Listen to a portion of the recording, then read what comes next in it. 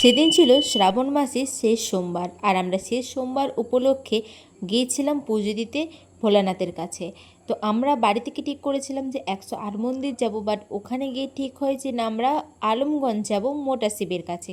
তো ফার্স্টে আমি এক ডিসাইড করে গিয়েছিলাম, ওখানে গিয়ে এক হয়েছে, তাই আমি ভালোভাবে ক্লিপ নিতে পারিনি। আর আলমগঞ্জে এতটাই ভিড় ছিল যে আমি এতটা পরিমাণে টায়ার্ড হয়ে গেছিলাম, আর আমি কোনো ক্লিপ নিতে পারিনি।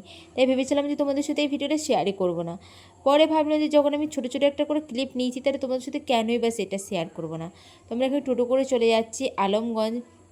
আর ওখানে যেতে যেতে অনেক মাইকের সাথে আমাদের দেখা হয়ে গেছে। এই যে প্রচুর মাইক বাজছিল, আর আমাদের তো ওই মাইকগুলো দেখে মাইকের সাউন্ড লিটারালি বুক ধরপড় করছিল, ঠিক আছে।